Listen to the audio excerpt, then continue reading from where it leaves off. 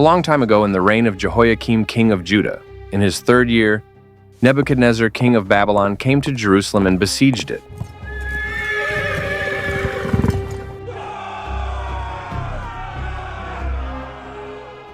And the Lord gave Jehoiakim, king of Judah, into his hand, with some of the articles of the house of God, which he carried into the land of Shinar to the house of his God. And he brought the articles into the treasure house of his God. Then the king instructed Ashpenaz, the master of his eunuchs, "Bring to me some of the children of Israel, even from among the royal family and the nobility.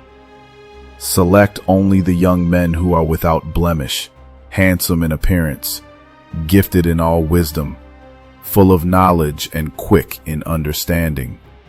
Let them be those with the ability to serve in my palace, and we shall teach them the language and literature of the Chaldeans, that they may be useful in my kingdom."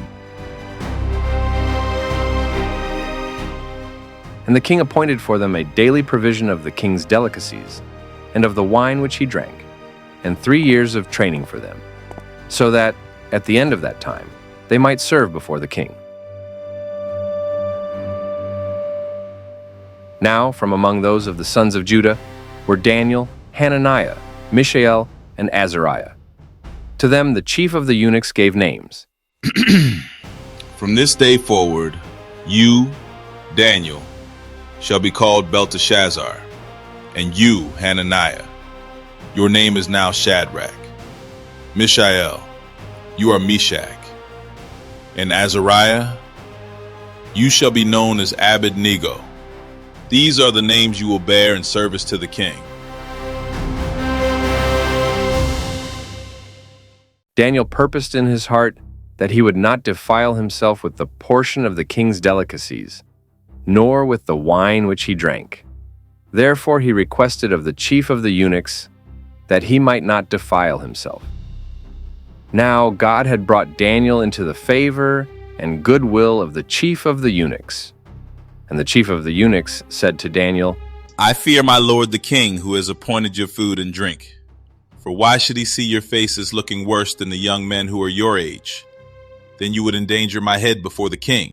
So Daniel said to the steward, whom the chief of the eunuchs had set over Daniel, Hananiah, Mishael, and Azariah, "Please test your servants for 10 days, and let them give us vegetables to eat and water to drink.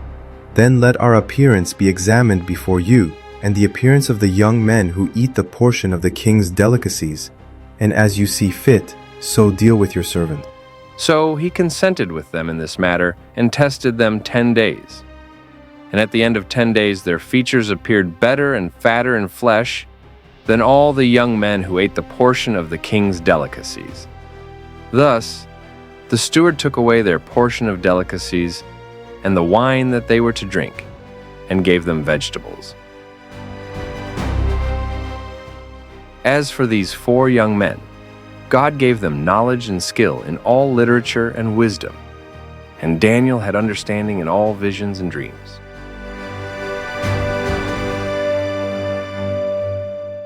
Now at the end of the days, when the king had said that they should be brought in, the chief of the eunuchs brought them in before Nebuchadnezzar. Then the king interviewed them, and among them all none was found like Daniel, Hananiah, Mishael, and Azariah. Therefore they served before the king.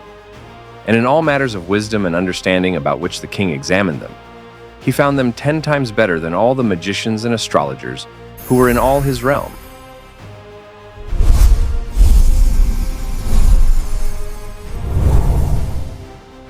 Thus Daniel continued until the 1st year of King Cyrus.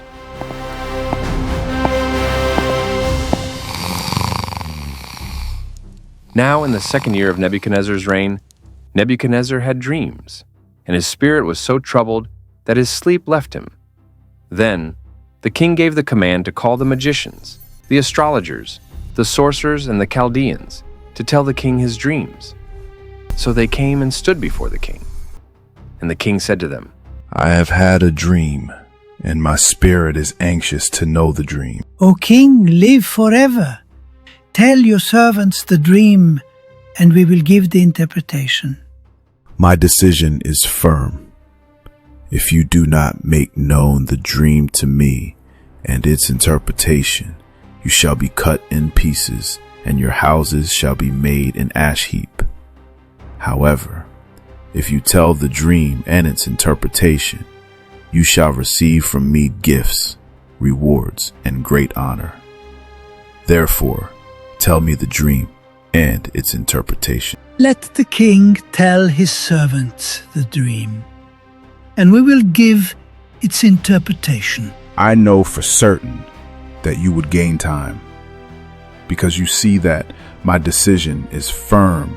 If you do not make known the dream to me, there is only one decree for you have agreed to speak lying and corrupt words before me, till the time has changed.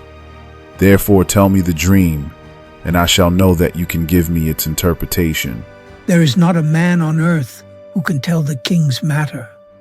Therefore no king, lord, or ruler has ever asked such things of any magician, astrologer, or Chaldean. It is a difficult thing that the king requests, and there is no other who can tell it to the king except the gods, whose dwelling is not with flesh. For this reason, the king was angry and very furious, and gave the command to destroy all the wise men of Babylon.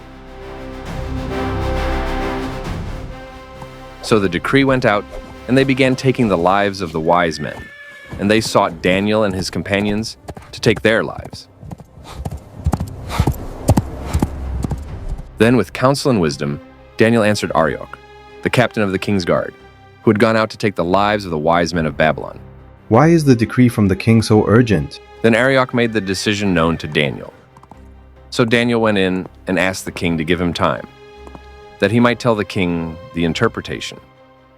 Then Daniel went to his house and made the decision known to Hananiah, Mishael, and Azariah, his companions, that they might seek mercies from the God of heaven concerning this secret, so that Daniel and his companions might not perish with the rest of the wise men of Babylon.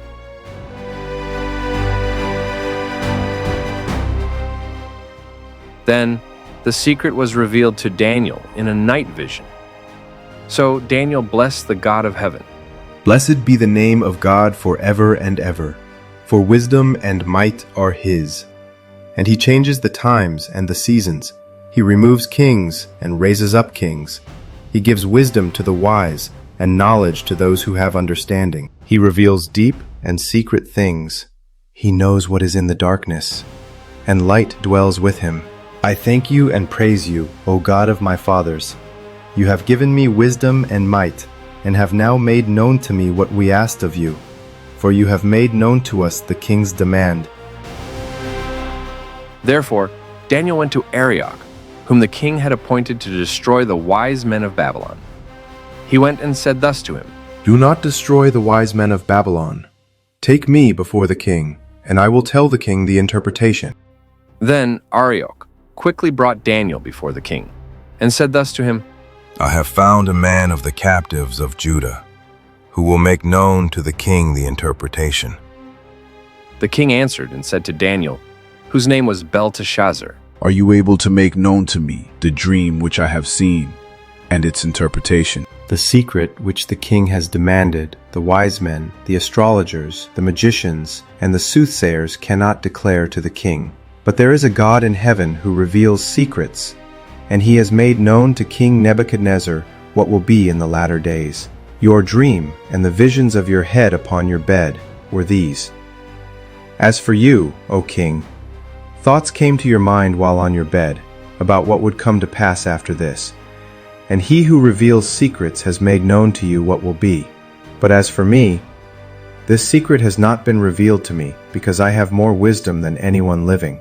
But for our sakes, who make known the interpretation to the king, and that you may know the thoughts of your heart. You, O king, were watching, and behold, a great image. This great image, whose splendor was excellent, stood before you, and its form was awesome. This image's head was of fine gold, its chest and arms of silver, its belly and thighs of bronze, its legs of iron, its feet partly of iron and partly of clay. You watched while a stone was cut out without hands, which struck the image on its feet of iron and clay, and broke them in pieces. Then the iron, the clay, the bronze, the silver, and the gold were crushed together, and became like chaff from the summer threshing floors. The wind carried them away so that no trace of them was found. And the stone that struck the image became a great mountain and filled the whole earth. This is the dream. Now we will tell the interpretation of it before the king. You, O king, are a king of kings. For the God of heaven has given you a kingdom, power, strength, and glory. And wherever the children of men dwell, or the beasts of the field and the birds of the heaven, he has given them into your hand, and has made you ruler over them all. You are this head of gold. But after you shall arise another kingdom inferior to yours, then another, a third kingdom of bronze, which shall rule over all the earth. And the fourth kingdom shall be as strong as iron, inasmuch as iron breaks in pieces and shatters everything. And like iron that crushes, that kingdom will break in pieces and crush all the others. Whereas you saw the feet and toes, partly of potter's clay and partly of iron, the kingdom shall be divided. Yet the strength of the iron shall be in it, just as you saw the iron mixed with ceramic clay. And as the toes of the feet were partly of iron and partly of clay, so the kingdom shall be partly strong and partly fragile. As you saw iron mixed with ceramic clay, they will mingle with the seed of men, but they will not adhere to one another, just as iron does not mix with clay. And in the days of these kings, the God of heaven will set up a kingdom which shall never be destroyed. And the kingdom shall not be left to other people. It shall break in pieces and consume all these kingdoms, and it shall stand forever. Inasmuch as you saw that the stone was cut out of the mountain without hands, and that it broke in pieces the iron, the bronze, the clay, the silver, and the gold. The great God has made known to the king what will come to pass after this. The dream is certain, and its interpretation is sure. Then King Nebuchadnezzar fell on his face, prostrate before Daniel, and commanded that they should present an offering and incense to him. The king answered Daniel and said, Truly your God is the God of gods, the Lord of kings, and a revealer of secrets. Since you could reveal this secret. Then the king promoted Daniel and gave him many great gifts. And he made him ruler over the whole province of Babylon and chief administrator over all the wise men of Babylon. Also Daniel petitioned the king, and he set Shadrach, Meshach, and Abednego over the affairs of the province of Babylon. But Daniel sat in the gate of the king. Nebuchadnezzar the king made an image of gold, whose height was 60 cubits, and its width 6 cubits. He set it up in the plain of Dura, in the province of Babylon.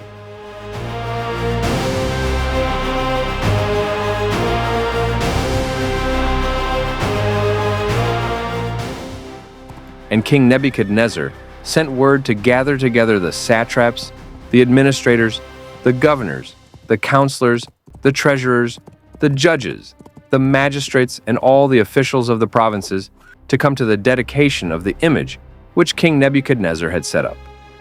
So the satraps, the administrators, the governors, the counselors, the treasurers, the judges, the magistrates, and all the officials of the provinces gathered together for the dedication of the image that King Nebuchadnezzar had set up. And they stood before the image that Nebuchadnezzar had set up. Then a herald cried aloud, To you it is commanded, O peoples, nations, and languages, that at the time you hear the sound of the horn, flute, harp, lyre, and psaltery, in symphony with all kinds of music, you shall fall down and worship the gold image that King Nebuchadnezzar has set up. And whoever does not fall down and worship shall be cast immediately into the midst of a burning fiery furnace.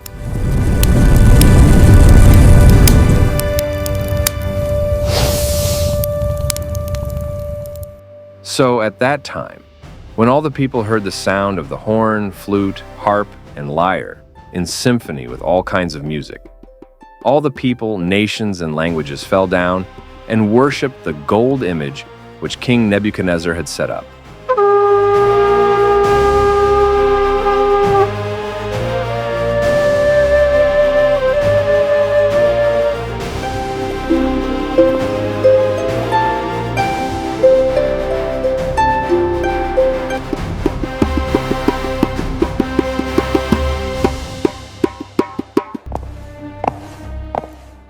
Therefore, at that time, certain Chaldeans came forward and accused the Jews. They spoke and said to King Nebuchadnezzar, O king, live forever. You, O king, have made a decree that everyone who hears the sound of the horn, flute, harp, lyre, and psaltery, in symphony with all kinds of music, shall fall down and worship the gold image. And whoever does not fall down and worship shall be cast into the midst of a burning fiery furnace.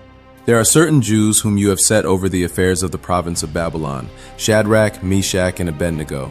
These men, O king, have not paid due regard to you. They do not serve your gods or worship the gold image which you have set up. Then Nebuchadnezzar, in rage and fury, gave the command to bring Shadrach, Meshach, and Abednego. So they brought these men before the king.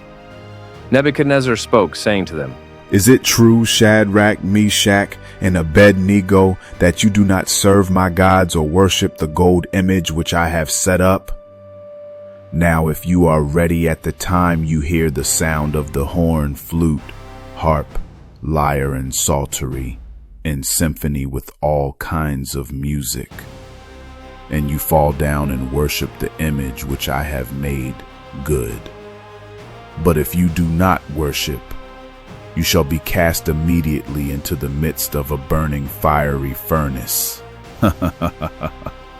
And who is the God who will deliver you from my hands? O Nebuchadnezzar, we have no need to answer you in this matter.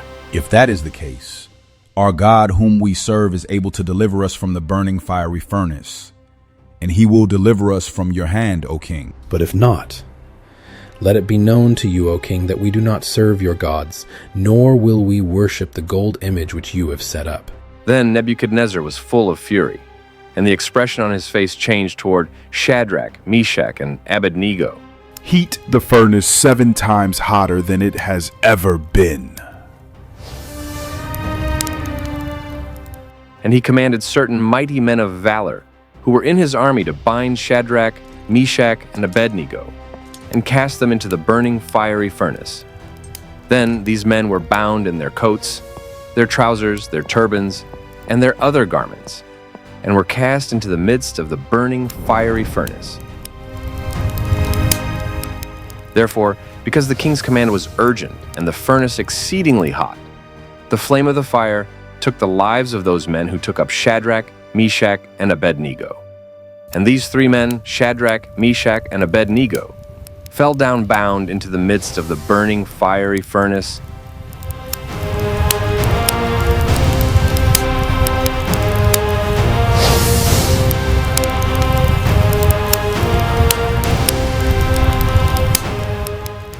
Then King Nebuchadnezzar was astonished, and he rose in haste and spoke, saying to his counselors, Did we not cast 3 men bound into the midst of the fire? They answered and said to the king, True, O king. Look, I see 4 men loose, walking in the midst of the fire, and they are not hurt, and the form of the 4th is like the Son of God. Then Nebuchadnezzar went near the mouth of the burning fiery furnace and spoke, Shadrach, Meshach, and Abednego, servants of the Most High God, come out and come here. Then Shadrach, Meshach, and Abednego came from the midst of the fire. And the satraps, administrators, governors, and the king's counselors gathered together, and they saw these men on whose bodies the fire had no power. The hair of their head was not singed, nor were their garments affected, and the smell of fire was not on them.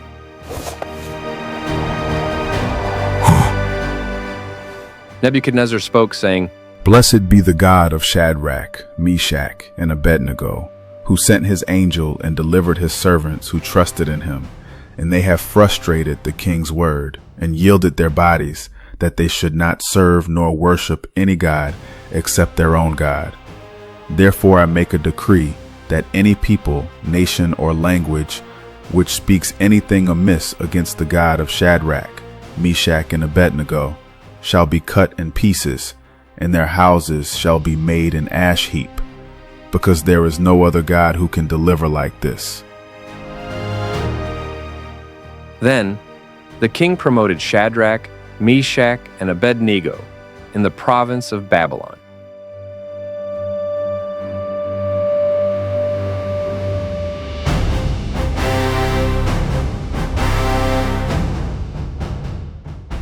Nebuchadnezzar the king, to all peoples, nations, and languages that dwell in all the earth, peace be multiplied to you.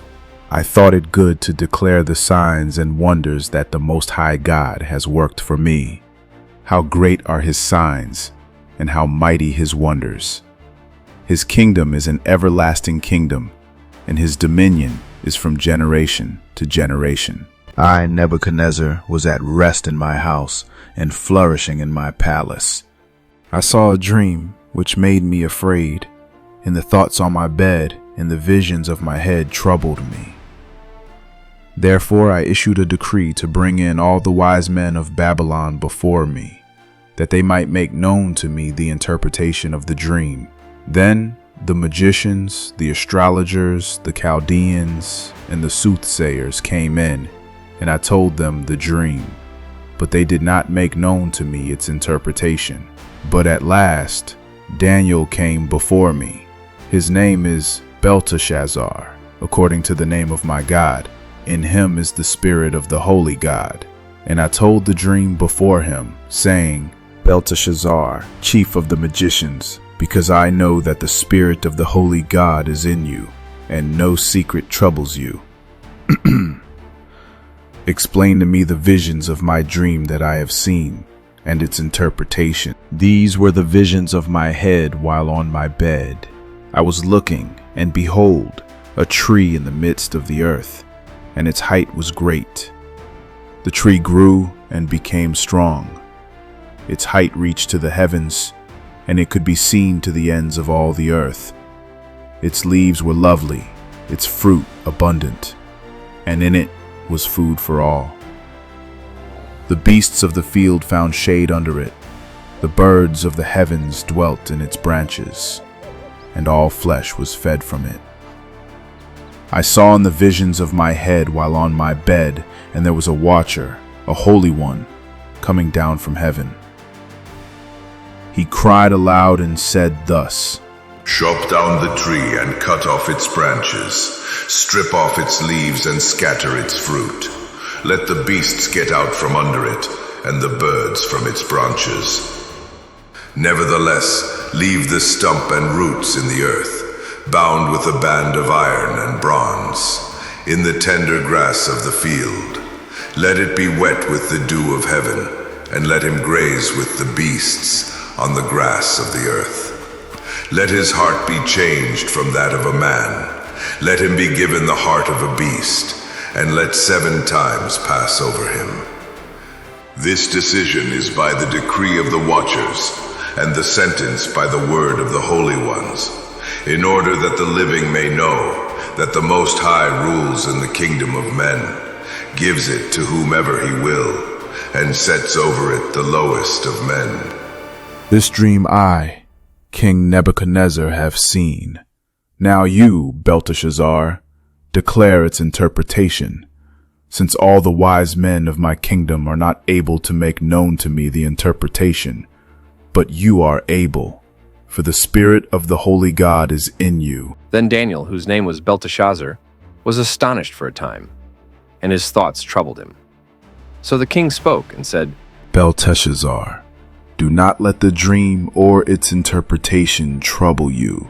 My lord, may the dream concern those who hate you, and its interpretation concern your enemies. The tree that you saw, which grew and became strong, whose height reached to the heavens, and which could be seen by all the earth, whose leaves were lovely and its fruit abundant, in which was food for all, under which the beasts of the field dwelt, and in whose branches the birds of the heaven had their home.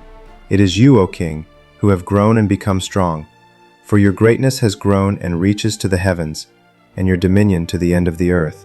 And inasmuch as the king saw a watcher, a holy one, coming down from heaven and saying, Chop down the tree and destroy it, but leave its stump and roots in the earth, bound with a band of iron and bronze in the tender grass of the field. Let it be wet with the dew of heaven, and let him graze with the beasts of the field, till 7 times pass over him. This is the interpretation, O king, and this is the decree of the Most High, which has come upon my lord the king. They shall drive you from men, your dwelling shall be with the beasts of the field, and they shall make you eat grass like oxen. They shall wet you with the dew of heaven, and 7 times shall pass over you, till you know that the Most High rules in the kingdom of men, and gives it to whomever he chooses. And inasmuch as they gave the command to leave the stump and roots of the tree, your kingdom shall be assured to you, after you come to know that heaven rules. Therefore, O king, let my advice be acceptable to you. Break off your sins by being righteous, and your iniquities by showing mercy to the poor. Perhaps there may be a lengthening of your prosperity. All this came upon King Nebuchadnezzar. At the end of the 12 months, he was walking about the royal palace of Babylon. The king spoke, saying, Is not this great Babylon that I have built for a royal dwelling by my mighty power and for the honor of my majesty? While the word was still in the king's mouth, a voice fell from heaven. King Nebuchadnezzar, to you it is spoken. The kingdom has departed from you, and they shall drive you from men, and your dwelling shall be with the beasts of the field. They shall make you eat grass like oxen, and 7 times shall pass over you, until you know that the Most High rules in the kingdom of men, and gives it to whomever he chooses.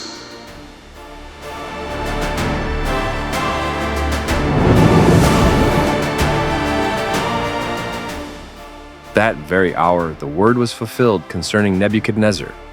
He was driven from men and ate grass like oxen.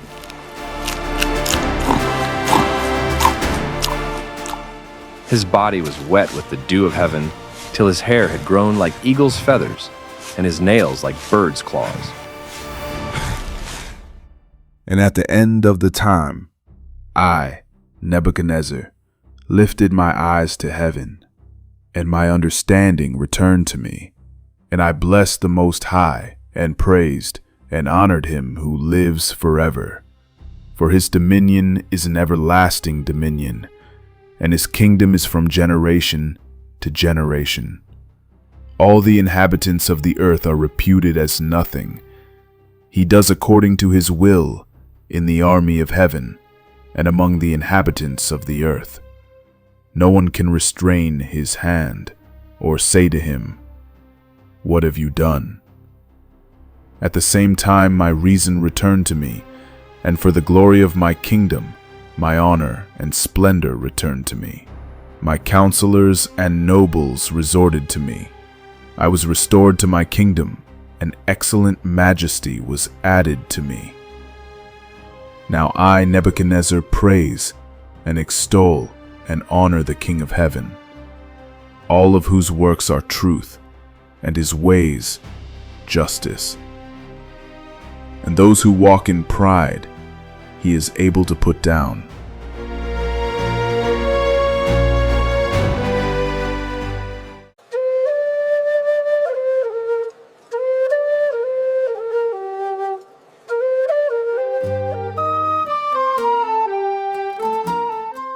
Belshazzar the king made a great feast for 1,000 of his lords, and drank wine in the presence of the 1,000.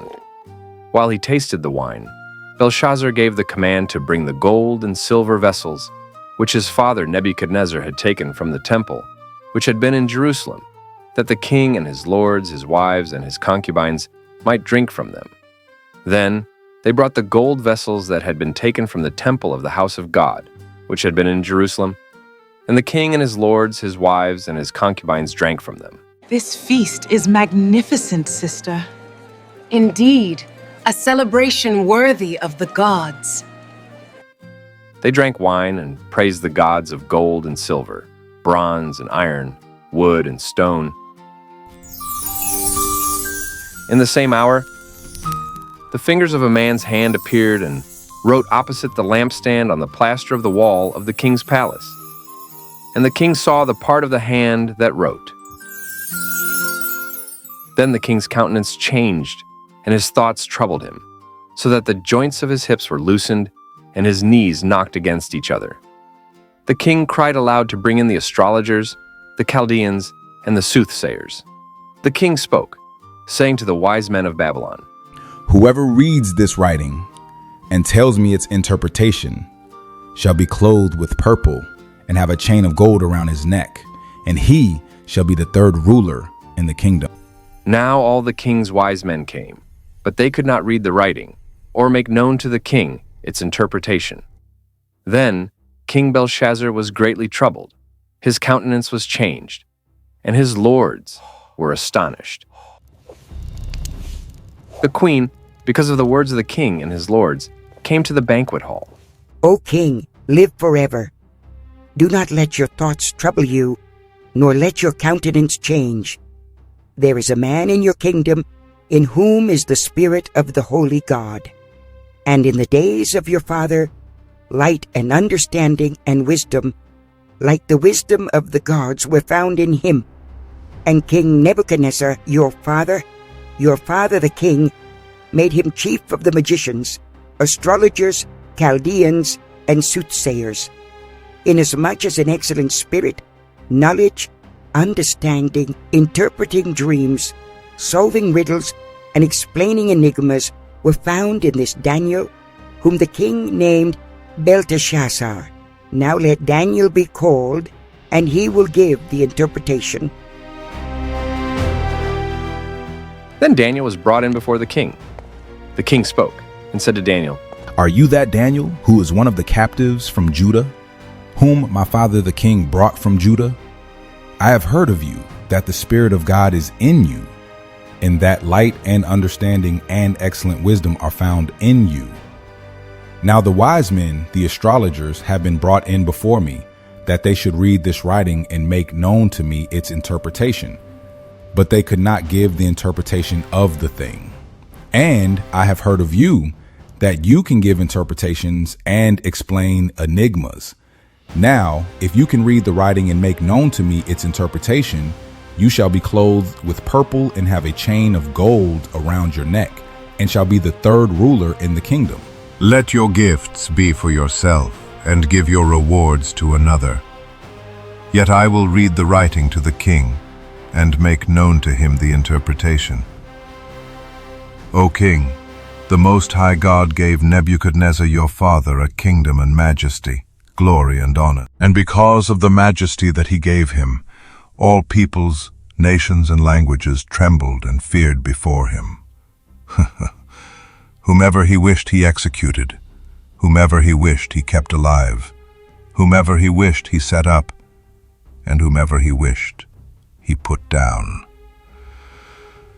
But when his heart was lifted up, and his spirit was hardened in pride, he was deposed from his kingly throne, and they took his glory from him. Then he was driven from the sons of men. His heart was made like the beasts, and his dwelling was with the wild donkeys. They fed him with grass like oxen, and his body was wet with the dew of heaven, till he knew that the Most High God rules in the kingdom of men, and appoints over it whomever he chooses. But you, his son Belshazzar, have not humbled your heart, although you knew all this. And you have lifted yourself up against the Lord of heaven. They have brought the vessels of his house before you, and you and your lords, your wives and your concubines, have drunk wine from them. And you have praised the gods of silver and gold, bronze and iron, wood and stone, which do not see or hear or know. And the God who holds your breath in his hand and owns all your ways, you have not glorified. Then the fingers of the hand were sent from him, and this writing was written. And this is the inscription that was written: Mene, Mene, Tekel, Upharsin. This is the interpretation of each word. Mene, God has numbered your kingdom and finished it. Tekel, you have been weighed in the balances and found wanting.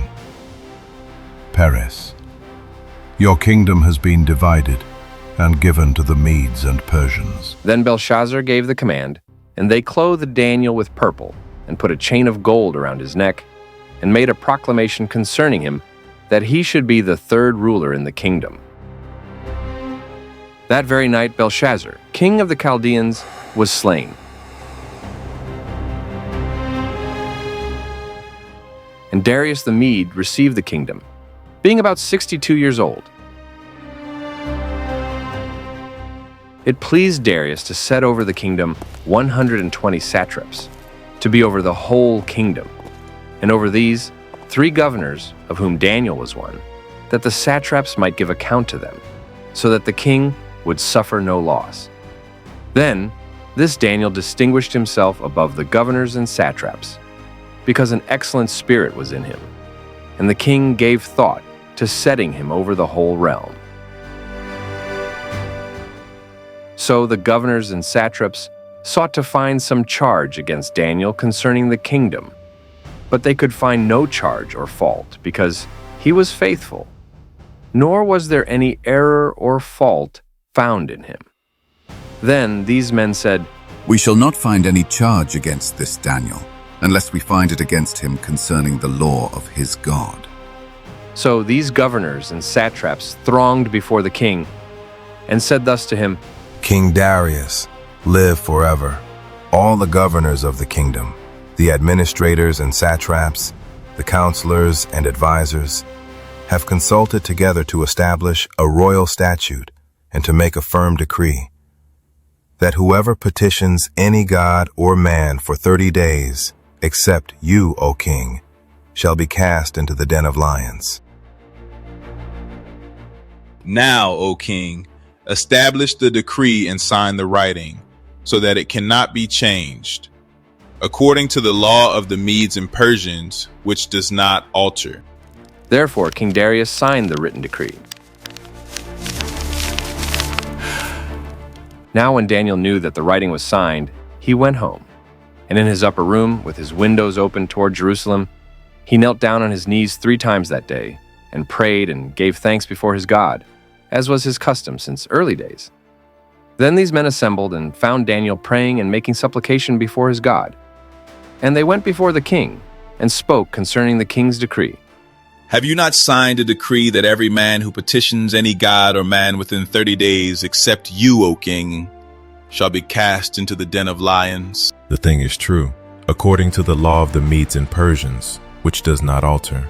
"That Daniel, who is one of the captives from Judah, does not show due regard for you, O king, or for the decree that you have signed, but makes his petition 3 times a day." And the king, when he heard these words, was greatly displeased with himself, and set his heart on Daniel to deliver him. And he labored till the going down of the sun to deliver him. Then these men approached the king, and said to the king, "Know, O king, that it is the law of the Medes and Persians that no decree or statute which the king establishes may be changed." So the king gave the command, and they brought Daniel,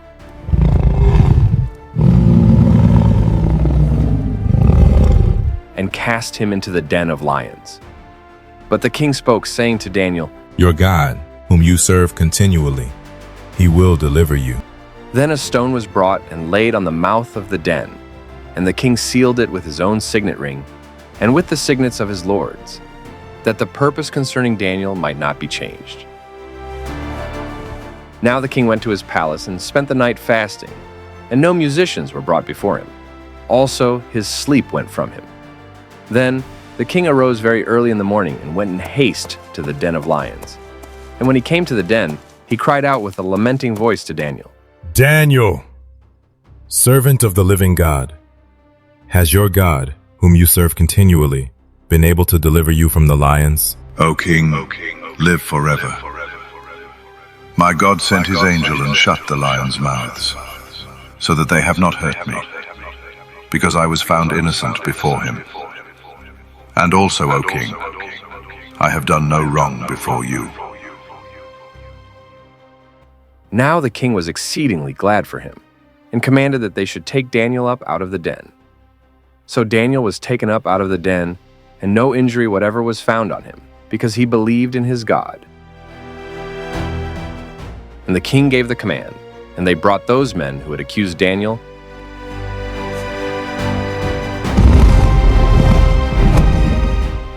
and they cast them into the den of lions, them, their children, and their wives.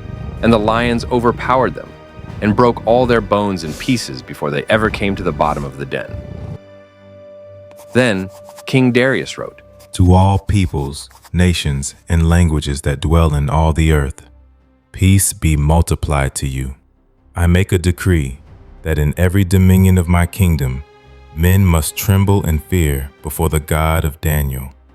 For he is the living God, and steadfast forever. His kingdom is the one which shall not be destroyed, and his dominion shall endure to the end. He delivers and rescues, and he works signs and wonders in heaven and on earth, who has delivered Daniel from the power of the lions.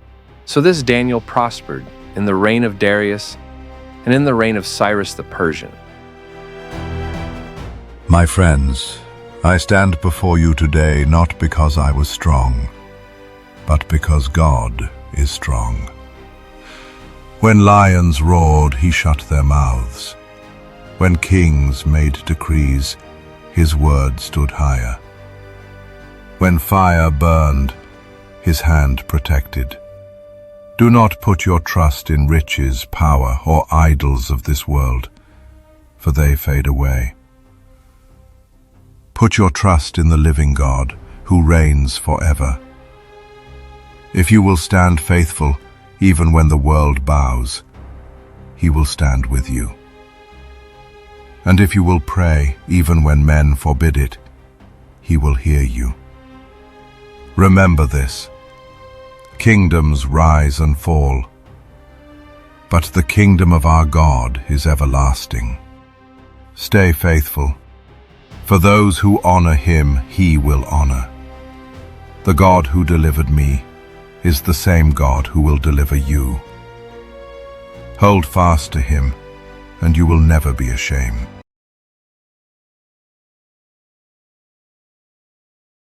A long time ago, the children of Israel did evil in the sight of the Lord.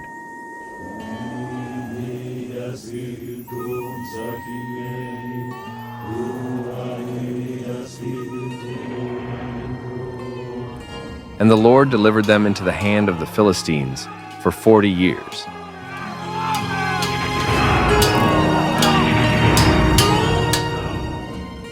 Now there was a certain man from Zorah, of the family of the Danites, whose name was Manoah, and his wife was barren and had no children. If only I can have my own child.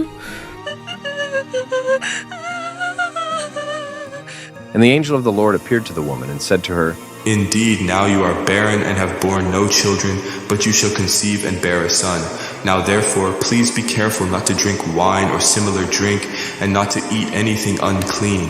For behold, you shall conceive and bear a son, and no razor shall come upon his head, for the child shall be a Nazirite to God from the womb, and he shall begin to deliver Israel out of the hand of the Philistines. So the woman came and told her husband, saying, A man of God came to me, and his countenance was like the countenance of the angel of God, very awesome. But I did not ask him where he was from, and he did not tell me his name. And he said to me, Behold, you shall conceive and bear a son. Now drink no wine or similar drink, nor eat anything unclean, for the child shall be a Nazirite to God from the womb to the day of his death. Then Manoah prayed to the Lord and said, O my Lord, please let the man of God whom you sent come to us again, and teach us what we shall do for the child who will be born. And God listened to the voice of Manoah, And the angel of God came to the woman again as she was sitting in the field.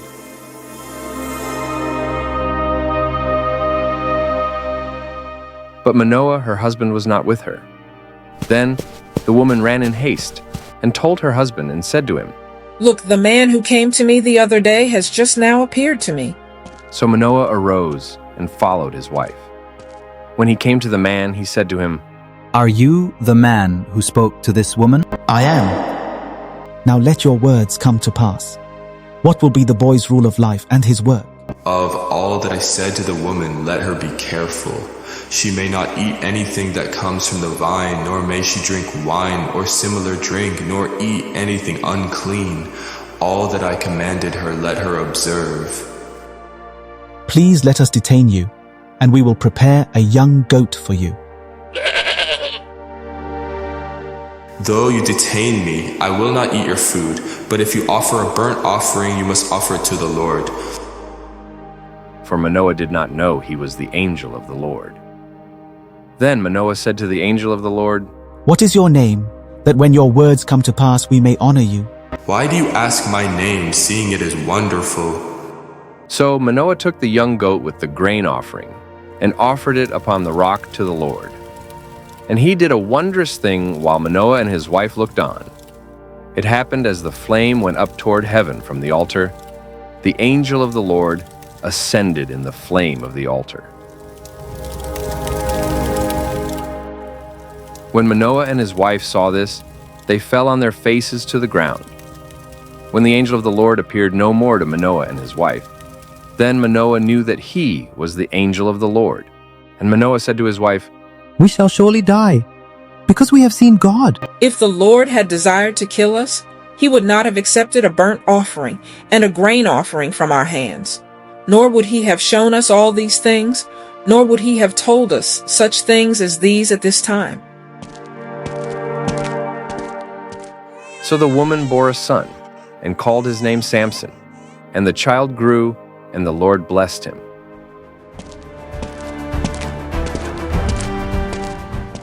And the Spirit of the Lord began to move upon him at Mahaneh-dan, between Zorah and Eshtaol.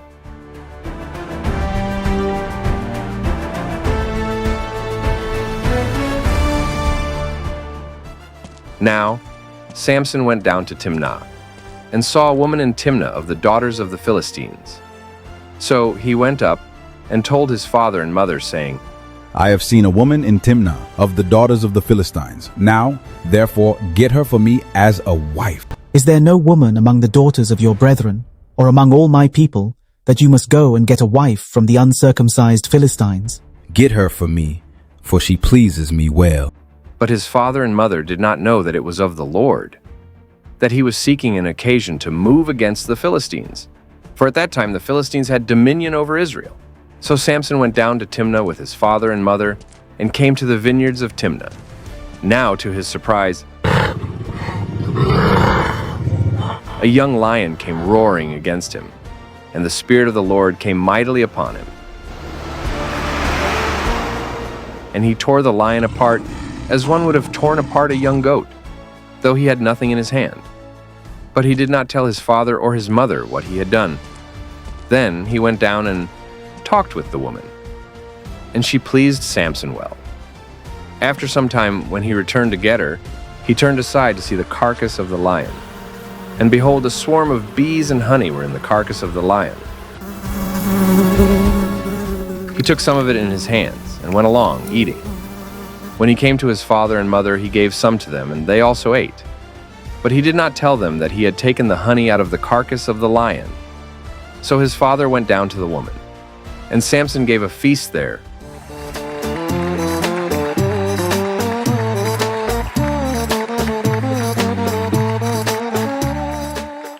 For young men used to do so.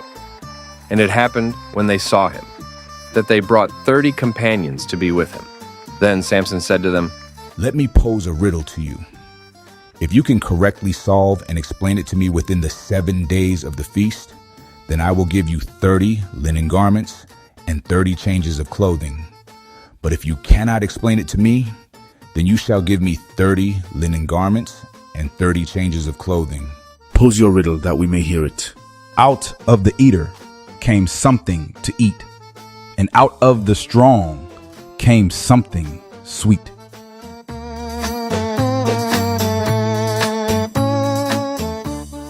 Now for 3 days they could not explain the riddle.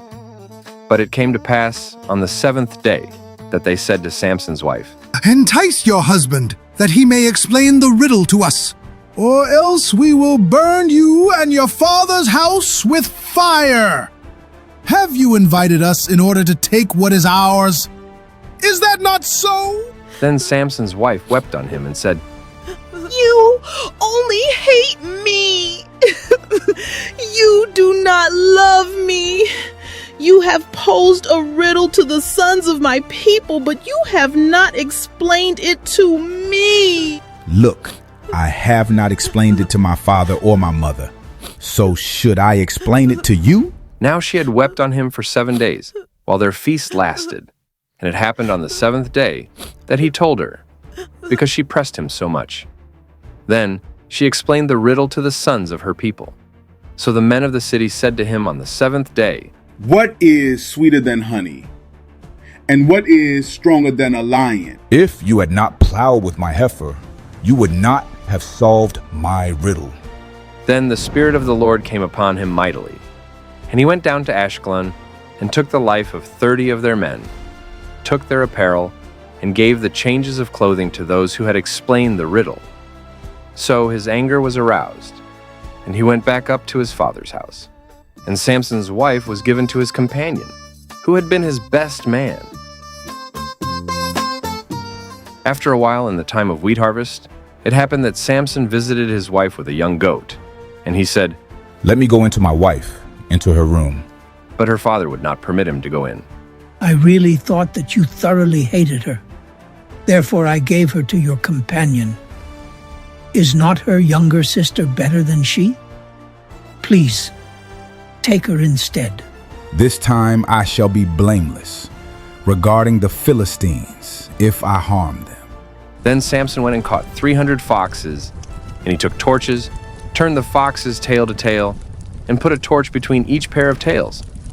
When he had set the torches on fire, he let the foxes go into the standing grain of the Philistines, and burned up both the shocks and the standing grain, as well as the vineyards and olive groves.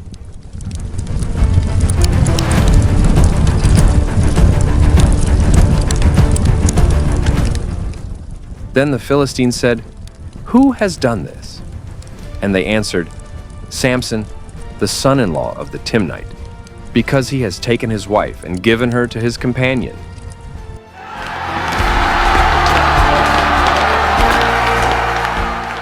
So the Philistines came up and burned her and her father with fire. Samson said to them, Since you would do a thing like this, I will surely take revenge on you, and after that I will cease. So he attacked them hip and thigh with a great slaughter. Then he went down and dwelt in the cleft of the rock of Etam. Now the Philistines went up, encamped in Judah, and deployed themselves against Lehi. And the men of Judah said, Why have you come up against us? We have come up to arrest Samson, to do to him as he has done to us. Then 3,000 men of Judah went down to the cleft of the rock of Etam, and said to Samson, Do you not know that the Philistines rule over us? What is this you have done to us? As they did to me, so I have done to them. We have come down to arrest you, that we may deliver you into the hand of the Philistines. Swear to me that you will not take my life yourselves. No, but we will tie you securely and deliver you into their hand. But we will surely not take your life. And they bound him with 2 new ropes and brought him up from the rock. When he came to Lehi, the Philistines came shouting against him. Then the Spirit of the Lord came mightily upon him, and the ropes that were on his arms became like flax that is burned with fire, and his bonds broke loose from his hands. He found a fresh jawbone of a donkey, reached out his hand and took it, and killed 1,000 men with it. Then Samson said, With the jawbone of a donkey, heaps upon heaps, with the jawbone of a donkey, I have slain 1,000 1,000 men. And so it was, when he had finished speaking, that he threw the jawbone from his hand and called that place Ramath Lehi. Then he became very thirsty.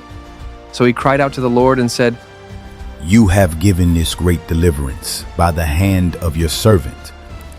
And now shall I die of thirst and fall into the hand of the uncircumcised. So God split the hollow place that is in Lehi, and water came out, and he drank, and his spirit returned, and he revived.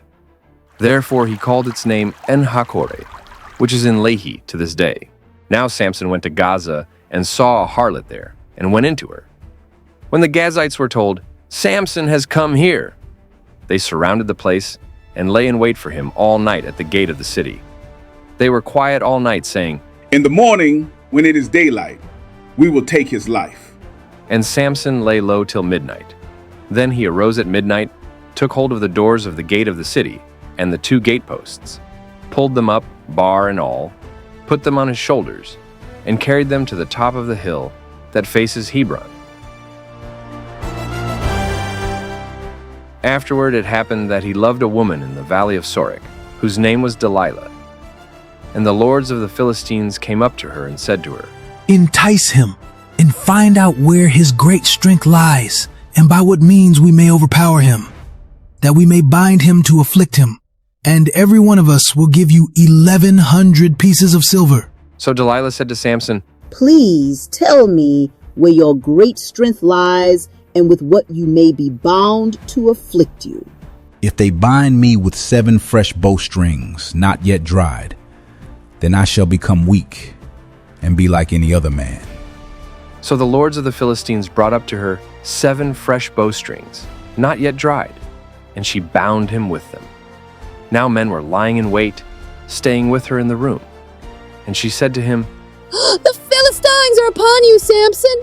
But he broke the bowstrings as a strand of yarn breaks when it touches fire. So the secret of his strength was not known. Then Delilah said to Samson, Look, you have mocked me and told me lies. Now please tell me what you may be bound with. If they bind me securely with new ropes that have never been used, then I shall become weak and be like any other man. Therefore Delilah took new ropes and bound him with them, and said to him, The Philistines are upon you, Samson. But he broke them off his arms like a thread. Delilah said to Samson, Until now you have mocked me and told me lies. Tell me what you may be bound with. If you weave the 7 locks of my head into the web of the loom. So she wove it tightly with the batten of the loom, and said to him, The Philistines are upon you, Samson. But he awoke from his sleep and pulled out the batten and the web from the loom. Then she said to him, How can you say I love you when your heart is not with me? You have mocked me these 3 times and have not told me where your great strength lies. And it came to pass, when she pestered him daily with her words, and pressed him, so that his soul was vexed to death, that he told her all his heart, and said to her, No razor has ever come upon my head, for I've been a Nazirite to God from my mother's womb. If I am shaven, then my strength will leave me, and I shall become weak and be like any other man. When Delilah saw that he had told her all his heart, she sent and called for the lords of the Philistines, saying, Come up once more, for he has told me all his heart. So the lords of the Philistines came up to her and brought the money in their hand. Then she lulled him to sleep on her knees, and called for a man, and had him shave off the 7 locks of his head. Then she began to torment him, and his strength left him.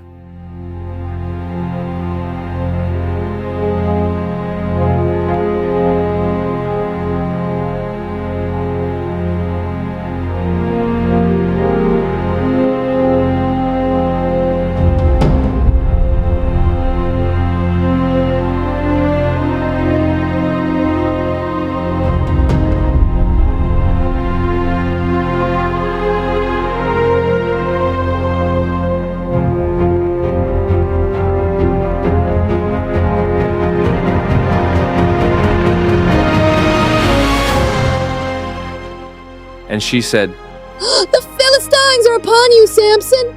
So he awoke from his sleep and said, I will go out as before, at other times, and shake myself free. But he did not know that the Lord had departed from him. Then the Philistines took him and put out his eyes and brought him down to Gaza. They bound him with bronze fetters, and he became a grinder in the prison.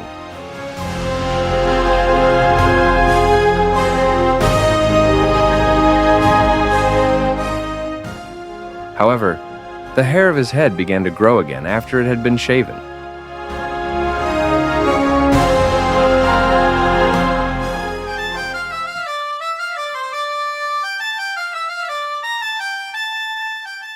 Now the lords of the Philistines gathered together to offer a great sacrifice to Dagon their god and to rejoice.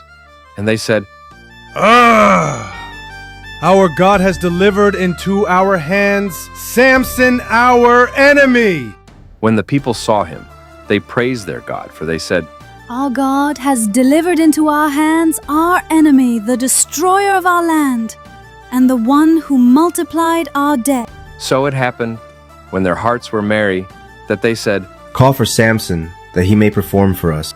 So they called for Samson from the prison, and he performed for them. And they stationed him between the pillars. Then Samson said to the lad who held him by the hand, Let me feel the pillars which support the temple, so that I can lean on them. Now the temple was full of men and women. All the lords of the Philistines were there. About 3,000 men and women on the roof, watching while Samson performed. Then Samson called to the Lord, saying, O Lord God, remember me, I pray.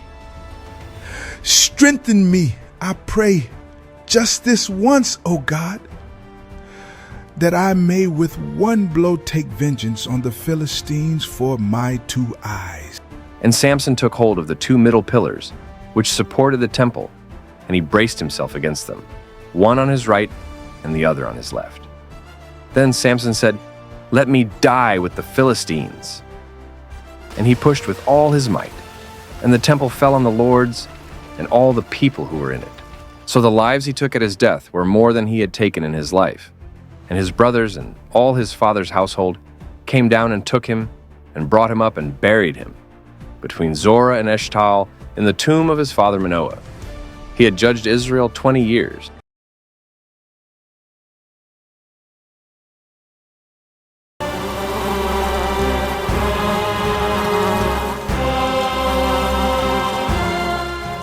A long time ago, the children of Israel did evil in the sight of the Lord.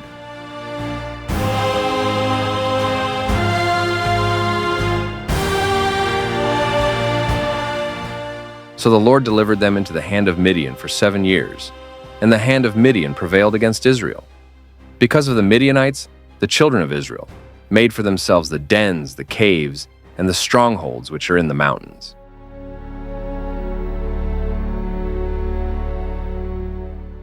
So it was, whenever Israel had sown, Midianites would come up.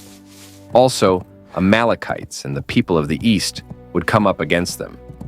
Then they would encamp against them and destroy the produce of the earth as far as Gaza, and leave no sustenance for Israel, neither sheep nor ox nor donkey. For they would come up with their livestock and their tents, coming in as numerous as locusts. Both they and their camels were without number, and they would enter the land to destroy it. So Israel was greatly impoverished because of the Midianites, and the children of Israel cried out to the Lord. I humbly come before you. And it came to pass, when the children of Israel cried out to the Lord because of the Midianites, that the Lord sent a prophet to the children of Israel, who said to them, Thus says the Lord God of Israel, I brought you up from Egypt, and brought you out of the house of bondage, and I delivered you out of the hand of the Egyptians, and out of the hand of all who oppressed you, and drove them out before you, and gave you their land. Also I said to you, I am the Lord your God. Do not fear the gods of the Amorites, in whose land you dwell. But you have not obeyed my voice.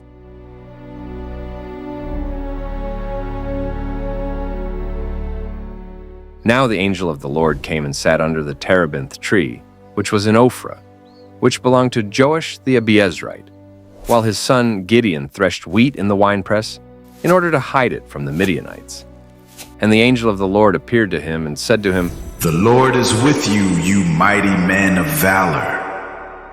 O my Lord, if the Lord is with us, why then has all this happened to us? And where are all his miracles which our fathers told us about, saying, Did not the Lord bring us up from Egypt? But now the Lord has forsaken us and delivered us into the hands of the Midianites. Go in this might of yours, and you shall save Israel from the hand of the Midianites. Have I not sent you? O my Lord, how can I save Israel?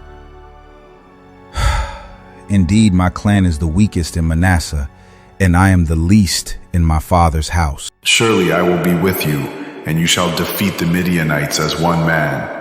If now I have found favor in your sight, then show me a sign that it is you who talk with me. Do not depart from here, I pray, until I come to you and bring out my offering and set it before you. I will wait until you come back. So Gideon went in and prepared a young goat, and unleavened bread from an ephah of flour. The meat he put in a basket, and he put the broth in a pot. And he brought them out to him under the terebinth tree and presented them. The angel of God said to him, Take the meat and the unleavened bread and lay them on this rock and pour out the broth. And he did so. Then the angel of the Lord put out the end of the staff that was in his hand and touched the meat and the unleavened bread. And fire rose out of the rock and consumed the meat and the unleavened bread. And the angel of the Lord departed out of his sight. Now Gideon perceived that he was the angel of the Lord. So Gideon said, Alas, O Lord God, for I have seen the angel of the Lord face to face. Then the Lord said to him, Peace be with you. Do not fear. You shall not lose your life. So Gideon built an altar there to the Lord and called it, The Lord is Peace. To this day it is still in Ophrah of the Abiezrites.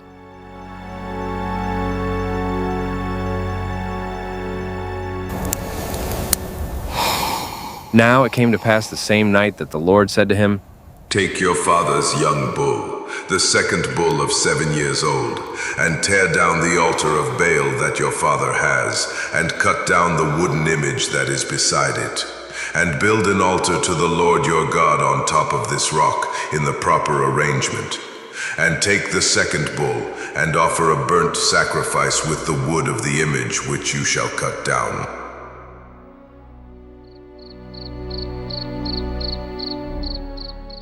So Gideon took 10 men from among his servants, and did as the Lord had said to him. But because he feared his father's household and the men of the city too much to do it by day, he did it by night.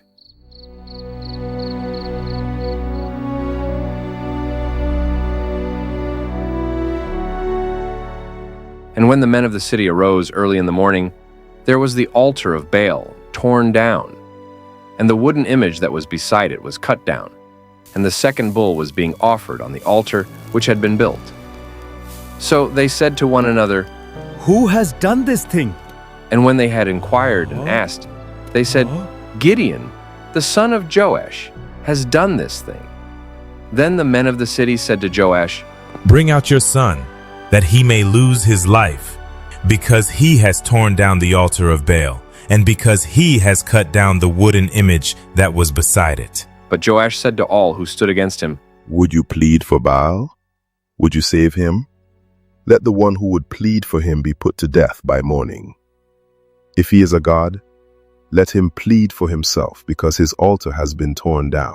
Therefore on that day he called him Jerubbaal, saying, Let Baal plead against him, because he has torn down his altar.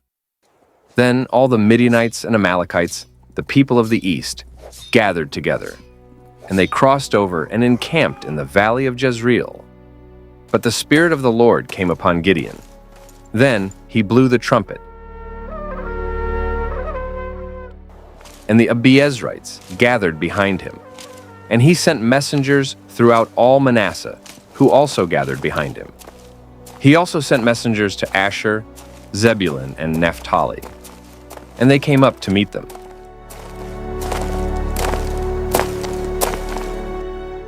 So Gideon said to God, "If you will save Israel by my hand as you have said, look, I shall put a fleece of wool on the threshing floor.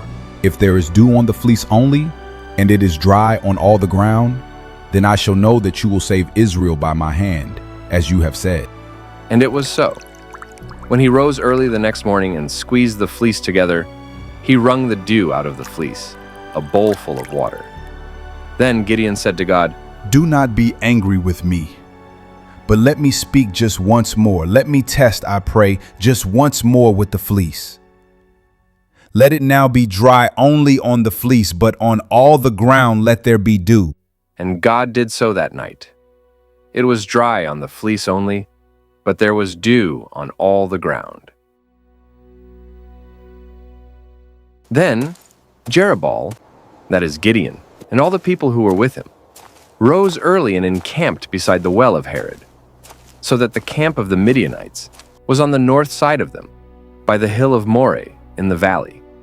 And the Lord said to Gideon, "The people who are with you are too many for me to give the Midianites into their hands, lest Israel claim glory for itself against me, saying, 'My own hand has saved me.' Now therefore, proclaim in the hearing of the people, saying, 'Whoever is fearful and afraid, let him turn and depart at once from Mount Gilead.'"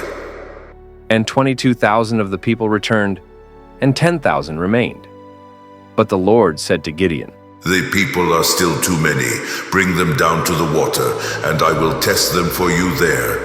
Then it will be that of whom I say to you, 'This one shall go with you,' the same shall go with you. And of whomever I say to you, 'This one shall not go with you,' the same shall not go."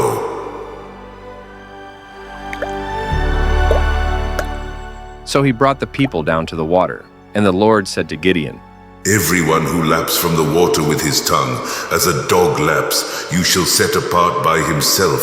Likewise, everyone who gets down on his knees to drink." And the number of those who lapped, putting their hand to their mouth, was 300 men. But all the rest of the people got down on their knees to drink water. Then the Lord said to Gideon, "By the 300 men who lapped I will save you, and deliver the Midianites into your hand. Let all the other people go, every man to his place."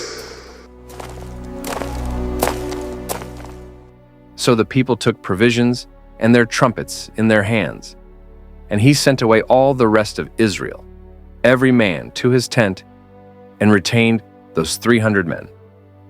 Now the camp of Midian was below him in the valley.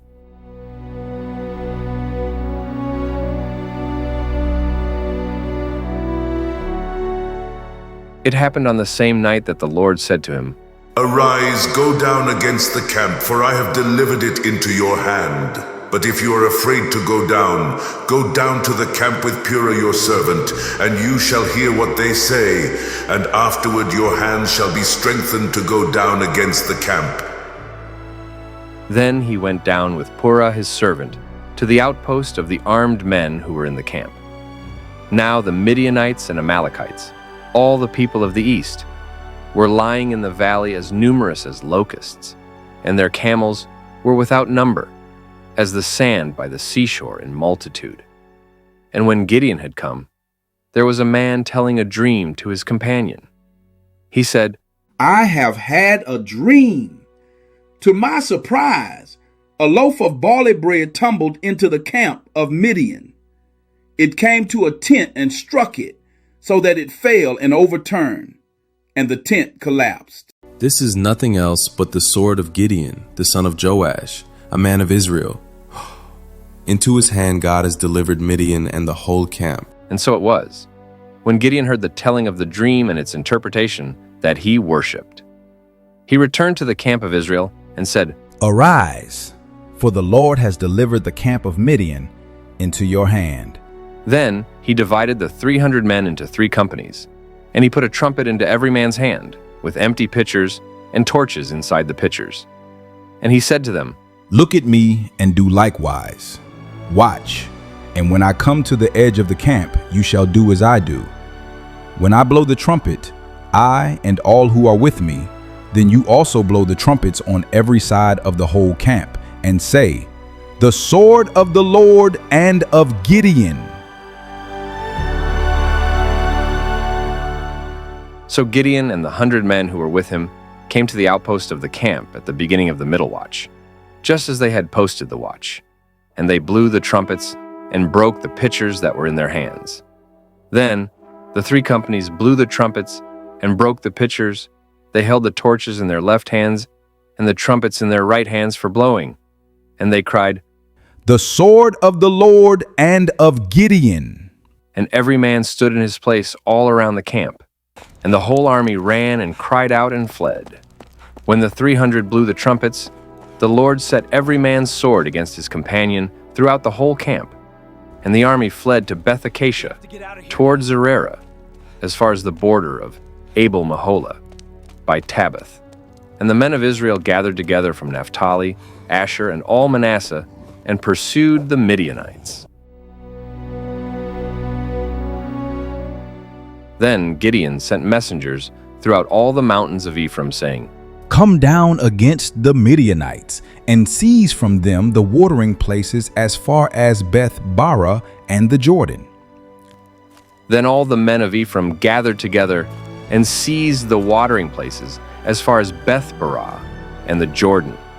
And they captured 2 princes of the Midianites, Oreb and Zeb.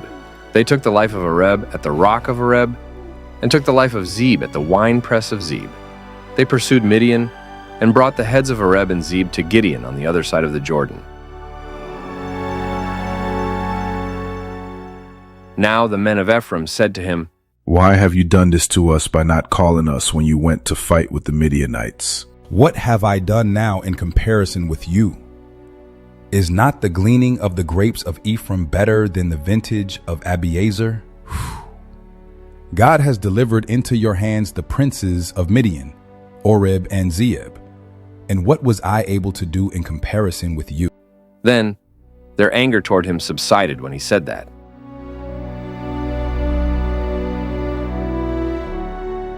When Gideon came to the Jordan, he and the 300 men who were with him crossed over, exhausted but still in pursuit. Then he said to the men of Succoth, "Please give loaves of bread to the people who follow me, for they are exhausted, and I am pursuing Zebah and Zalmunna, kings of Midian."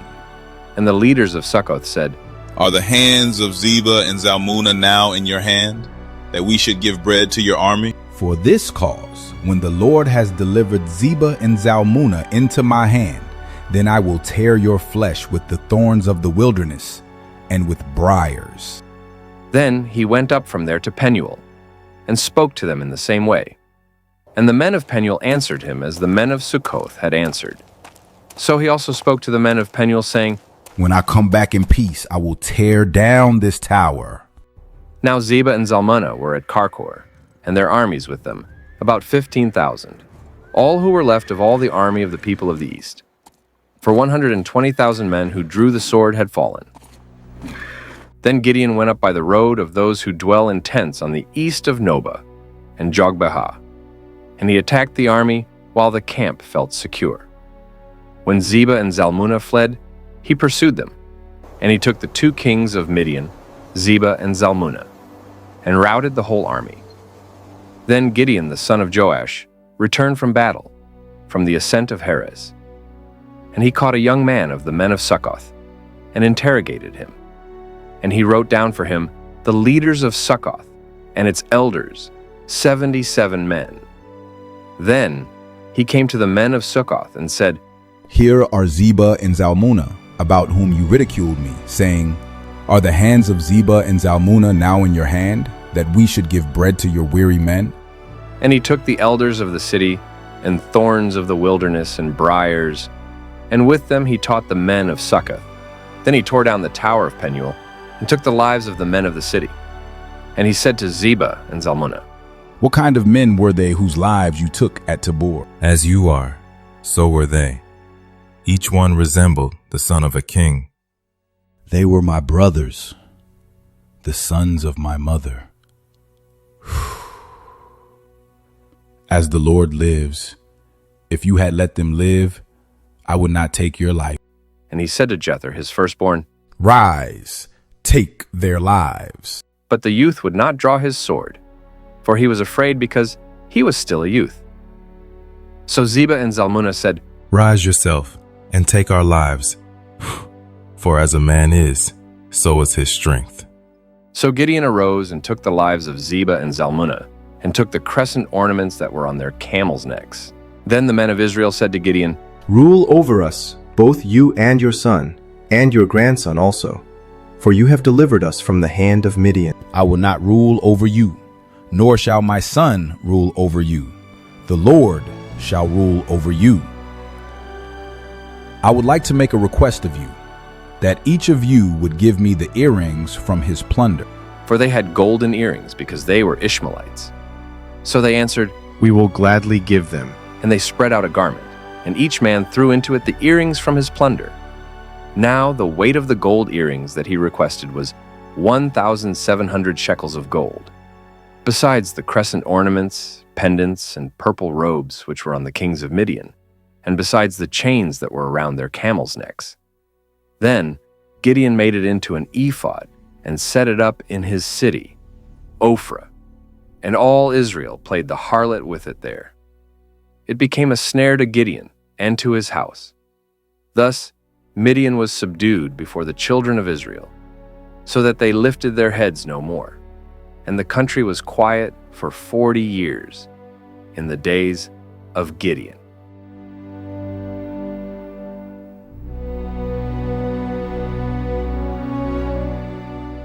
Gideon had 70 sons who were his own offspring, for he had many wives.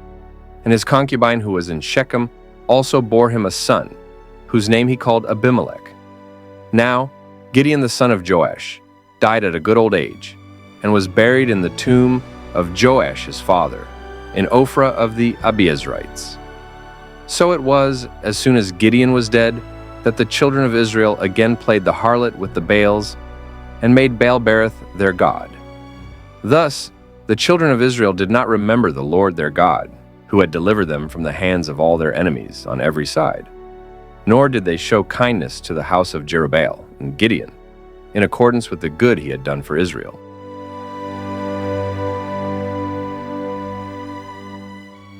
My friends, you have seen today what the Lord can do with so little. I was not the strongest man in Israel. I was not the bravest. I even doubted at times. But the Lord showed me, and all of us, that victory does not come from numbers, or from swords, or from our own strength. Victory comes from the Lord. When 300 men faced a mighty army, it was God who fought for us. And just as he delivered Israel then, he can deliver you today. Whatever battle you face, fear, doubt, sin, or the troubles of this world, remember this: the Lord is with you, mighty warrior. So do not be afraid. Trust in him. Obey his voice, and you too will see that our God still saves. Thanks for watching. If you thought this was powerful, wait until you see the next film. Click on your screen now and experience it.